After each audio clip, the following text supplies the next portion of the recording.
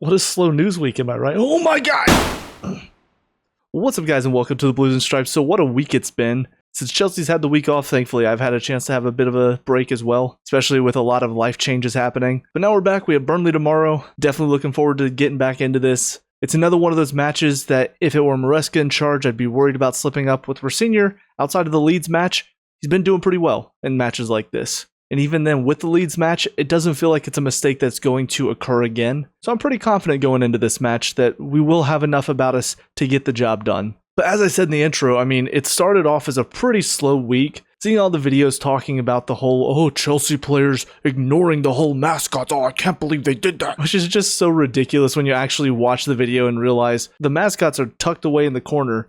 The players are probably just focused in, listening to their music. And if you've ever been in a situation like that where you're just fully focused, you don't often catch stuff in your peripheral. Delap was the only one that noticed anything, and he used to play there, so he probably knows people there. He's probably looking for those people. But the rest of the players, I mean, their eyes are just straight ahead. They're just walking in. If they really wanted these mascots to have a chance to interact with the players, they would have had them lined up and like had their hands out or something for a little high five or something like that. So it's just such a ridiculous story, but it just took off. Because again, slow news week. There was not really much to talk about in regards to the FA Cup because there were no major upsets or anything like that. But then we get into the Champions League, and this is where things got a lot crazier. You got red cards, you got a possible racist incident on the field with one of the players, Newcastle tearing up Karabag. I mean, just so much going on that was absolutely insane. And then on top of that, a match I didn't even realize was happening because I was so focused on the Champions League stuff. But then all of a sudden I'm seeing posts about Arsenal bottling it again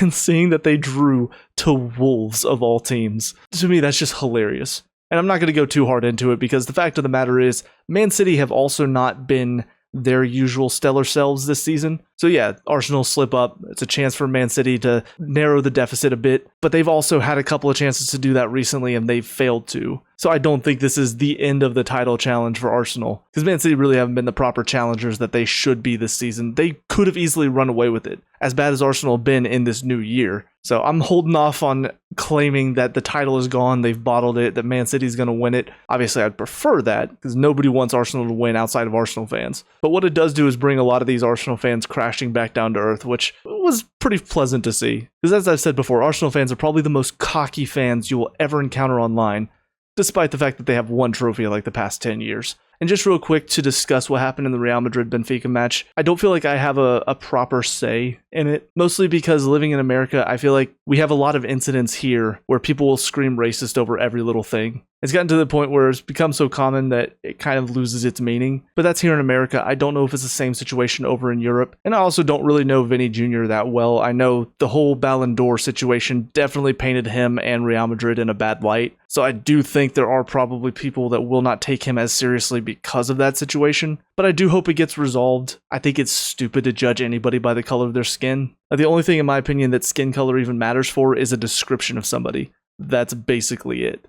So if you're making a joke based on somebody's skin color or discriminating because of their skin color, I think you're just an idiot. So if that is the case, if that's what happened here, I hope the guy does get found out. I hope he gets punished for it. But anyways, moving on, let's talk about Chelsea. Been a lot of news stories coming out about Jackson, whether or not he's going to be here next year. Also some talks about players we might be looking into. It's the type of stuff that I would like to look more into, but I've just not had the time to, unfortunately. So all the information I have on that is from other content creators. I've not had a chance to look into a lot of it myself. As far as Jackson is concerned, though, I personally would like to see him return. I was probably one of the few people that was defending him last season and the season before, mostly because I think he's a good player. I just don't think he's had the competition to really push him to get to that next level. So in the moments whenever he did drop off, there was no real pressure to turn things around because there was nobody to take his spot. This season, I think he would have had that competition, but whether it was Maresca losing interest in him, or whether it was the fact that he had two people now competing for that spot, whatever the case, the fact that he did go out on loan, I was disappointed because I wanted to see him improve.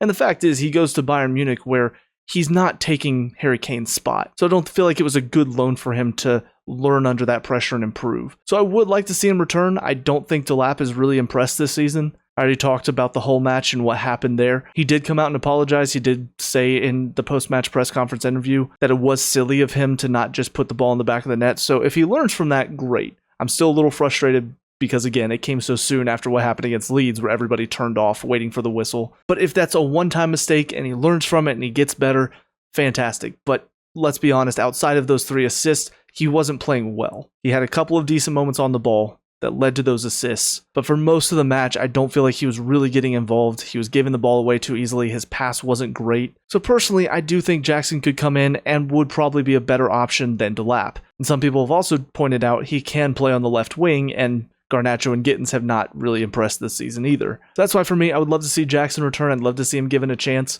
Ultimately, it's up to Rosignor, so we'll see what decision gets made in the summer. I know we also have another striker in Omega coming in, so that might play into it as well. But those are all my thoughts on Jackson. Again, I can't really talk about a lot of the other transfer talk stories because I haven't done enough research on them. So let's go ahead and talk about the Burnley match. Coming into this one, we do know Mark Cucurella is going to be out. Outside of that, Colwill is still going to be out. Asugo, I've not heard anything about him possibly being in contention, so I'm assuming he's still out for now. Lavia does sound like he's getting pretty close. Jorgensen, I mean, just to talk about him because I don't expect him to start over Sanchez, but I think he should be returning soon as well. So we nearly have our full squad again, which is fantastic. Oh, also Gittins. I don't know if Gittins is going to be back either. But Rosignor did say that it sounds like James and Palmer are going to be fit. They're going to be ready. So I do hope we get to see them. The nice thing is we're going to have another week off after this match until we face Arsenal. So it's not like we have to rest anybody for a midweek game here. So it's a good chance to put out a fully fit, strong team. I think that's going to be a huge benefit to Rosignor because he's come in such a tough period. He's done well, to give him credit,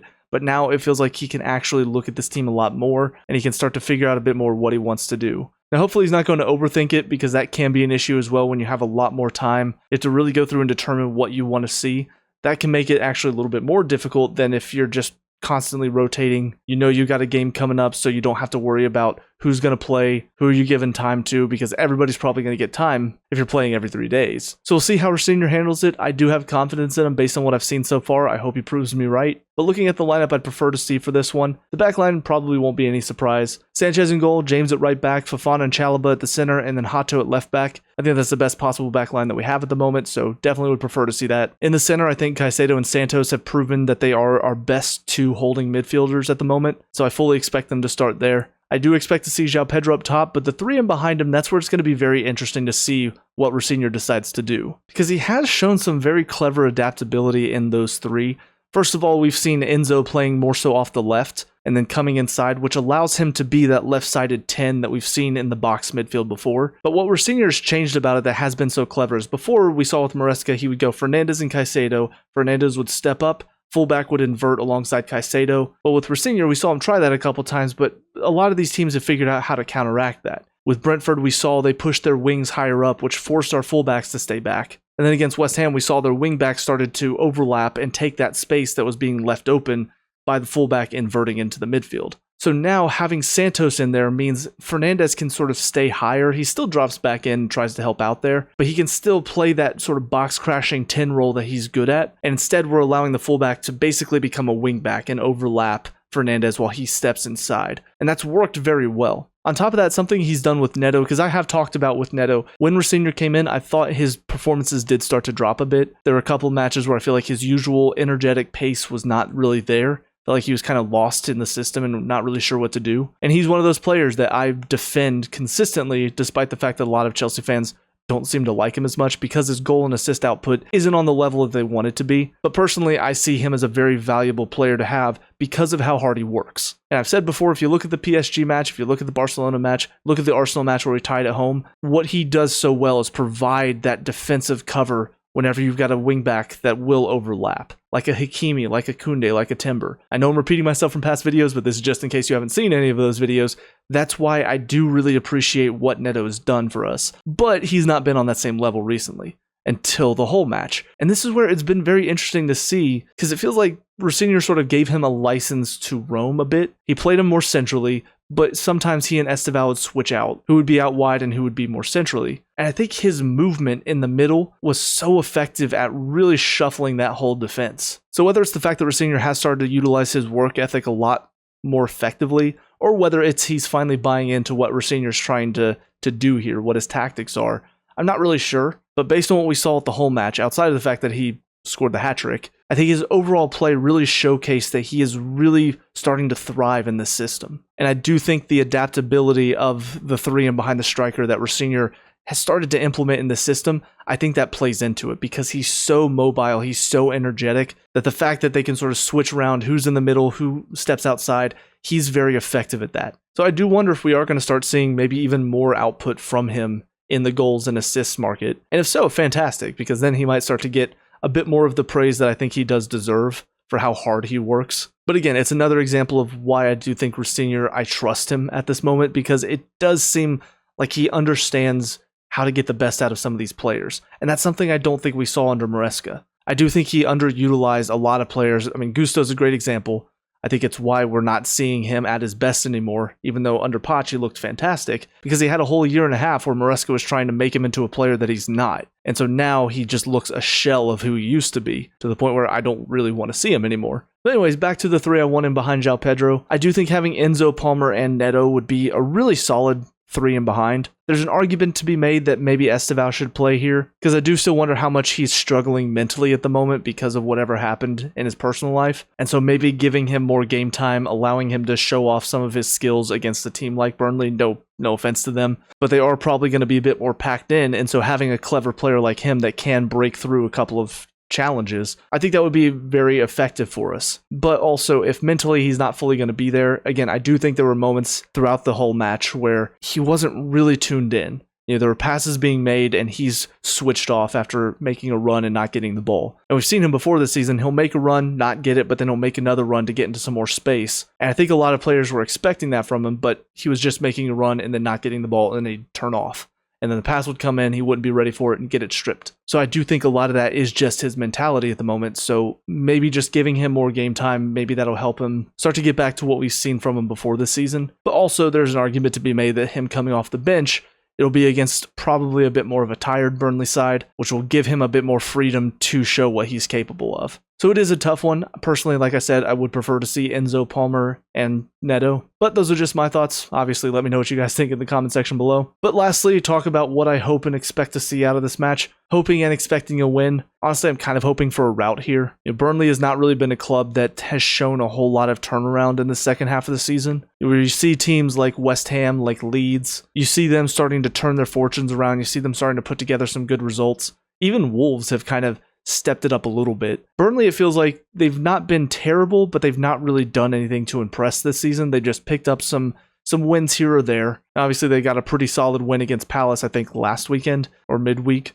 So they've not been awful like Wolves have been for a large majority of this season, but they've just not been good enough to take many points off of the top teams. And so going into this match, I do expect it to be a win, and I do hope we can put them to the sword, make it a nice, comfortable match. That way we don't have to worry about any possible injuries. We can get the players off that need to stay healthy for next weekend against Arsenal. So my hopeful prediction is 5-0. My more realistic prediction, I'm thinking probably 3-1. I hope we can keep a clean sheet because I think Sanchez does deserve it based on his performances this season. So hopefully our defense steps up and doesn't allow anything silly. But I do kind of expect us to maybe give up 1. But I do think we're good enough to put 3 in on the other side of things to make this game feel pretty comfortable overall. But I think that about does it for this one. So with all that being said, cue the outro.